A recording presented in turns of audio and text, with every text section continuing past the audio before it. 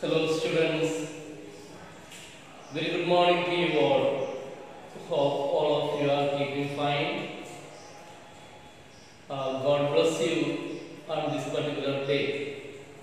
Dear students, yesterday I had uploaded the short story A Horse and Two Gods, first part. Today we resume the class from where we have begun. So today, before going to the class, let me remind you or recapitalize what we have already learned in our last class. So please pay attention. Now, the present story which we are learning is A Horse and Two Gods. It is written by R.K. Narayan. And the main characters of this story are Muni, a poor villager, and Muni's wife. No particular name is given for her. Then shopkeeper. Then of course the American whom we are going to meet soon. So, in the very beginning of our story, we were introduced with the village called Kridam. Kridam means crown or coronet. Crown or coronet in Tamil language. Of course, it was a very tiny village. Very small village which consisted of 30 houses. Altogether 30 houses.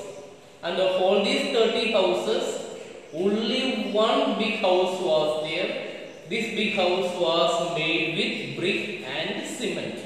All other houses were made up of the local raw materials like straw, mud, leaves and so on.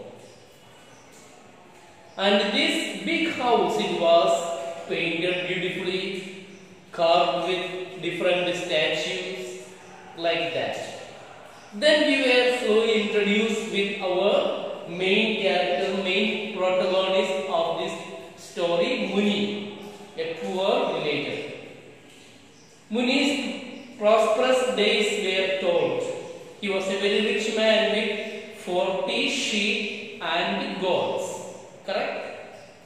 Then gradually his fortune declined and he became very poor. Now present he has got 2 skinny goats and more money for even more for buying some food for him. So that is the situation.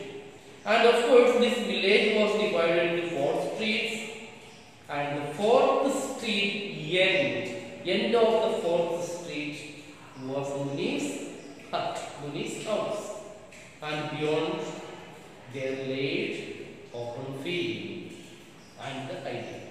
That is the situation.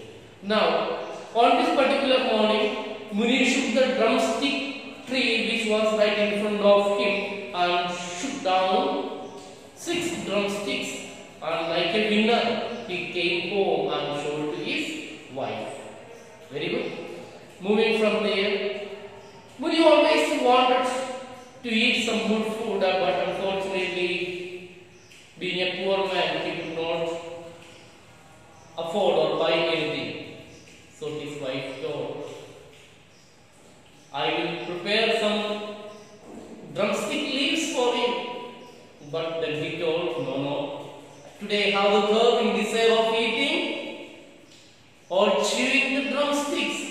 On which Muni's wife, his wife, made fun of him and told, you don't even have teeth. But your desire is curving. Anyway, do one thing, I will prepare it for you.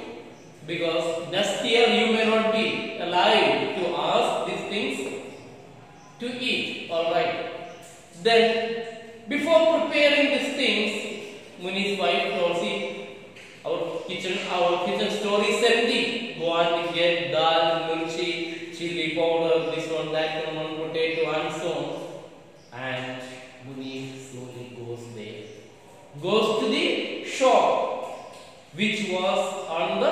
third street of this particular village called Kritam. As Muni reached the shop, other customers were there, and of course he sat on the packing case and sat there. He continuously just cleared his throat. Then what happened? Finally the shopkeeper got annoyed and asked, "What ails you, man? Young man, what is the problem with you? If you go on sneezing like this way, you will throw yourself with cut off that particular rod." Correct? Yes. Then from there again, there was conversation, and finally the shopkeeper asked him to clear the previous debts, age-old ancient debts of 5 rupees and a quarter. And Muni told, "By the first of next month, I will give you the money and clear everything." The shopkeeper asked, "To whom are you planning to rob by that time?" Then Muni told, "No, I am not going to rob. My daughter will send the money. She has written me. So I will give the money. I will clear the debt." Well, fine, that is good. Shopkeeper thought. Shopkeeper just asked Muni, "How old are you? What is your age?" He told, 50. But shopkeeper thought, no, you are not 50. You are above 70, 75. And this argument made our Muni irritating. Thus, he left the shop and went and told his wife, "That scoundrel did not give me any food items. Do one thing, take these drumsticks and give to any of the villagers for whatever money you get it." That is what Muni told his wife. That is the area where we have stopped, dear students. Let us resume our class from page number 54 down the last 2 lines onwards from the paragraph. He later told his wife, "That scoundrel would not give me anything, so go out and sell the drumsticks for what they are worth." That is the area place where we have stopped. Please. He flung himself down in a corner to recoup from the fatigue of his visit to the shop. Fling, flang, flung. Means to collapse and sit like that. Flung himself down in a corner to recoup. Recoup means to regain from the fatigue. Fatigue means tiredness of his visit to the shop. His wife said, "You are getting no sauce today. You are not going to get any sauce today, nor anything else. No, I am not going to give you anything else to eat.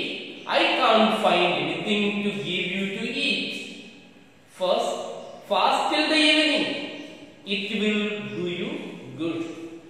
His wife told, as Muni did not bring anything from the shop, she told, "I can't find anything to cook for you. Do one thing, fast for the whole day. That will do good for you. Take the goats and be gone now. बकरा जाकर लेके जाओ, चराने के लिए ले जाओ. Go now." She cried and added, "Don't come back before the sun is down." She warned Muni, "Don't come back before the sun is down. सूर्यास्त के पहले घर नहीं लौटना चाहिए." He knew that if he obeyed her, she would somehow conjure up some food for him in the evening. Conjure, arrange. Muni always knew that if he obeyed his wife, definitely she would arrange some food for him, in the evening. Only he must be careful not to argue and irritate her. Muni knew very well the character his wife. He thought definitely if I obey her, she would arrange food by the evening. Only thing is that should not argue with her or irritate her. What a wonderful person Muni is. He exactly knew the character of his wife. Her temper was undependable, unpredictable. We cannot just trust, undependable in the morning but improved by evening time. Definitely, her mood in the morning hours was rather bad, but whereas it improved or it became normal by the evening. She was sure to go out and work. She was sure to go out and work, grind corn in the big house, sweep or scrub somewhere and earn enough to buy foodstuff and keep a dinner ready for him in the evening. That is the household work Muni's wife used to do. What are the works? Grind the corn, sweep or scrub and the cleaning work on such a way she earned with, and with that she used to get some food items to prepare the dinner. Unleashing the gods, unlocking. Unleashing means unlocking. Unlocking or unleashing the gods from the drumstick tree, Muni started out, driving them ahead and uttering varied cries from time to time in order to urge them on. You may have seen how the shepherds lead the animals, isn't it? Yes, once the shepherds lead the animals, make the shepherds make such sound. Same way, our Muni made some varied cries from time to time in order to urge them on, in order to urge the gods to move on. He passed through the village with his head bowed in thought. How he walked his village bowed in his thought. He did not want to look at anyone or be accosted, made fun of. He did not want. Why Muni looked down and passed the village? Because he did not want to talk anyone, or he did not even want to be humiliated by somebody. A couple of cronies longing in the temple corridor hailed him, but he ignored their call. A couple of cronies. Cronies means the naughty boys. People, those who don't have always sit and gossip, those who don't have any particular work. Such type of people call from the corridor of the temple, but Muni did not mind them, he went ahead. The shopman had said that he was 70. At 70, one only waited to be summoned by God. So Muni again started thinking about his own age, which was told by the shopkeeper, telling that he was 70 years old. Someone, and Muni thought, at the age of 70, one person, one only waited to be summoned, invited. Someone means invited by God to go by. But that is meaning referring to death. When he was dead, what would his wife do? Muni started thinking, if he dies, what his wife would do. They had lived in each other's company since they were children. Both Muni and his wife got married in an earlier age. Remember, in our country, child marriage was prevalent earlier time.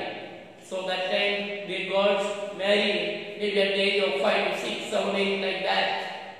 So they lived together. They had lived in each other's company since they were children. He had been told on their day of wedding that he was 10 years old. So Muni was 10 years old when he got married, and she was 8. So 10 and 8. Progeny none. Progeny means children. Progeny means children. Progeny. Progeny means children. Muni had no children. Perhaps a large progeny, large family, would have brought him the blessing of the gods. Muni thought if he had many children, plenty of children, God would have shown kindness to him. Only on the outskirts did he lift his head and look up. After reaching the outskirts, outside of the village, only Muni lifted his head. Yes. Who urged and bullied the gods, forced the gods until they mended along to the foot of the horse statue on the edge of the village. After reaching there almost, he sat on its pedestal for the rest of the day. After leaving the two gods on the side by the side of the road highway, Muni sat where? On the pedestal of the statue. Which statue? Horse. So this a horse. Yes.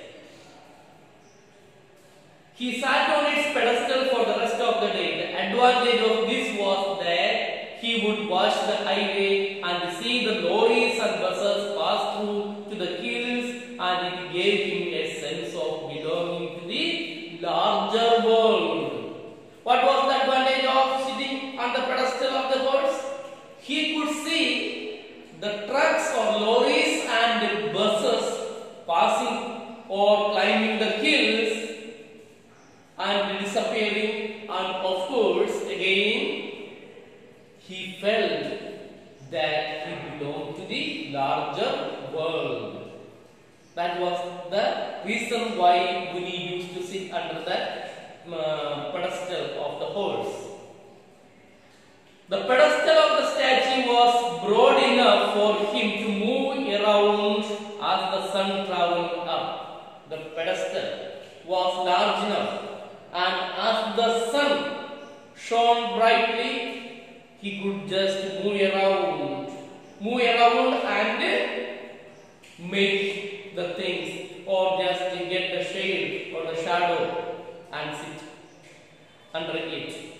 The pedestal of the statue was broad enough, wide enough for him to move around as the sun traveled up and westward. Or he could also crouch under the belly, slide and lay down, crouch under the belly of the horse for shade. So that was the thing. So for these reasons, Muni used to sit on the pedestal of his. The horse was nearly life size. Now we are going to learn about the horse statue and the soldier or the barrier beside the horse. Let us learn. The horse was nearly life size, full size, molded out of clay, made out of clay, baked, burned and brightly colored, and reared its head proudly, lifted its head very proudly. Lifted his head very proudly. Yes, prancing its forelegs, prancing, lifting, prancing its forelegs like this. Yes, prancing its forelegs in the air and flourishing its tail, scapoonge, flourishing its tail in the blue. Beside the horse stood a warrior with shaped like mustache, shaped, mushwala, like our Ladan Bhaiya's mush. Yes, shaped like mustache, bulging eyes, projecting eyes, and aquiline nose, thin, small nose, thin, like Chinese nose. Yes. The horse itself was said to have been as white as a dhobi washed sheet. The horse must have been, the color of the statue of the horse, it must have been white as a dhobi washed sheet, and it had on its back a cover of pure brocade of red, cloth of red and black lace, matching the multicolored sash around the waist of the barrier. Sash, yes, the cloth, you know what is the sash? Excuse me. A sash means, of course, during our English teacher ceremony, captains, vice captains, school they was given with a piece of cloth, isn't it? In which it is written, yes, captain, head boy, head girl, and so on. That is called a sash.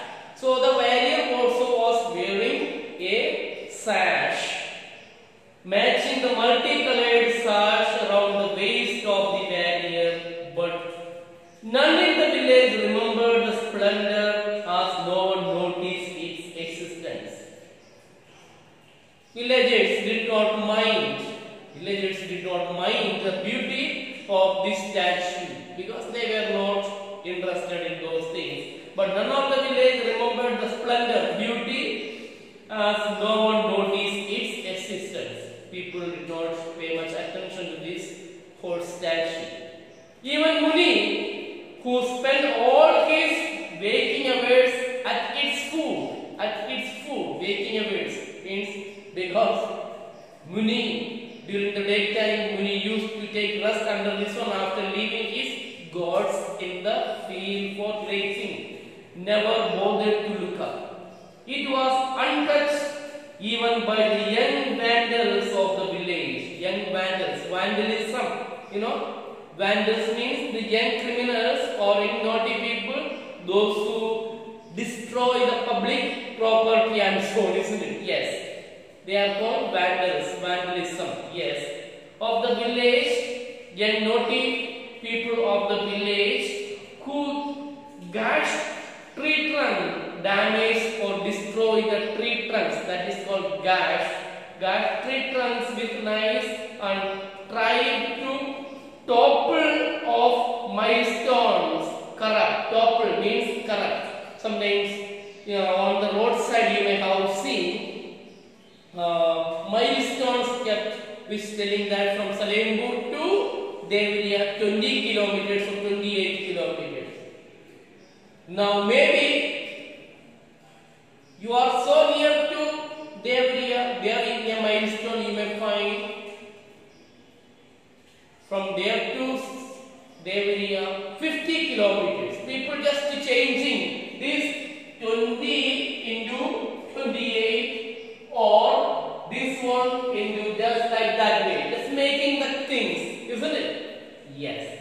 So of milestones and inscribed leaved designs, bad designs like, see, this is a bad design, isn't it? Like this type of things are called leaves designs on the walls. Even such type of people, they did not mind about the existence of this whole statue. This statue had been closer to the population of the village at one time. This statue was very much close to the village when this sport broadened the village. See, for widening the road, there it was slowly moved. So it was close. While the village was widened, increased in size with more families.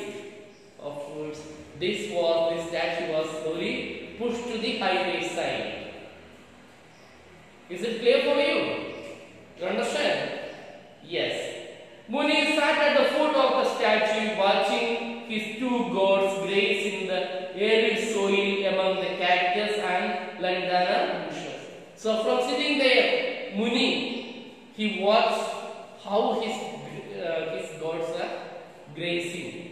He looked at the sun. It had tilt westward, no doubt. Tilt moved. Tilt means moved to the west side, but it was not the time yet to go back home. Of course, the sun had moved to the west side, westward, but Muni realized it was not the time to go home. If he went too early, his wife would have no food for him. Muni always remembered, though it is almost the time, he can't go early because he was afraid of his wife. Yes. Also, he must give her time to cool off her temper and feel sympathetic.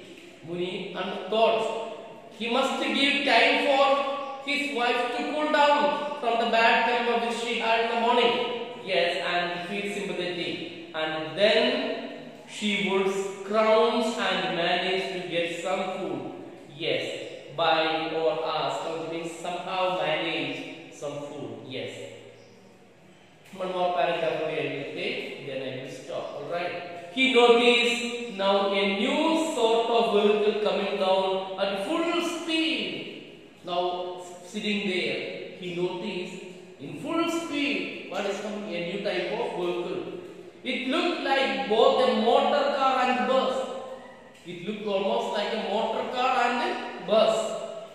He used to be intrigued by the novelty, intriguing, just asking, intriguing, inquiring, intrigued by the novelty, newness of such spectacles, such show.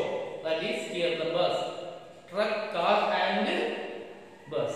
But of late work was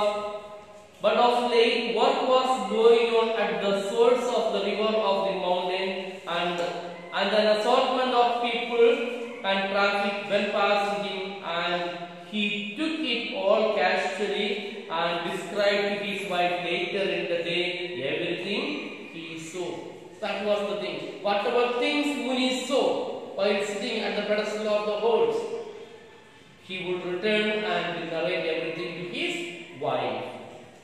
Today, while he observed the yellow vehicle coming down, he was wondering how to describe it later to his wife when it sputtered and stopped in front of him. Sputter and stop, brake. Yes, you may have seen when there is an engine failure for a vehicle, how it stops, get the brake and it stops with sound. Yes. So Muni was confused how to explain about this particular vehicle to his wife, because it was not the normal type of vehicle that he used to see. A red-faced foreigner. See, slowly our American, the foreigner, is being introduced here. Yes. A red-faced foreigner who had been driving it got down and went around it, stopping, looking and poking under the vehicle. Then he straightened himself. See, poking, looking. See, every driver after stopping his vehicle, what he does, he goes around the vehicle, then what, beat the tire and says everything is alright, and just look under hands on. You may have seen the behavior of our drivers. Yes. Looking and poking under the vehicle, then he straightened himself. After checking his vehicle, he stood straight, looked at the dashboard, stared in Muni's direction, and finally he looked at the direction of Muni, where Muni was standing, and approached him. And slowly the foreigner walked to whom? Walked to the villager, Muni. Yes. Excuse me, is there a gas station nearby? Excuse me, is there a gas station nearby? Gas station is petrol pump, diesel pump. Yes. Or do I have to wait until another car comes? Is there a petrol pump here? Or do I have to wait for another vehicle to come? Yes. He suddenly looked up at the clay horse and cried, "Marvelous!" Yes. See, suddenly, as the foreigner was asking about the petrol pump, he noticed the statue, and looking at the statue, he said, "Oh, marvelous, wonderful." Marvelous means wonderful, yes. Marvelous. Without completing his sentence, Muni felt he should get up and run away, and cursed his age. Muni felt now he should get up and run away, and at the same time he cursed. अपने आप को शाक cursed himself of his age, because he was an old man. He could not readily put his limbs into action. He wanted to run away from there, but his leg did not permit him to run. Dear students, here I stop the class for the day. Please read by yourself, and I told you this is your homework. Please write down the summary of this class in your notebook, continuation from your yesterday's summary, like that. Every day you have to do. Please read the test by yourself, write down the difficult meanings and so on. Hope we will continue the class tomorrow. So please stay at home, don't waste the time. Be careful, write down the word meanings. If you don't know, I am going to because being the students of class 9, 10, 11, 12, you cannot just write down each and every word for you. Thus, if you have any problem, I have almost explained all the word meaning here. Still, if you have not, please check the dictionary and write it down. Have a nice day. God bless you. Thank you very much.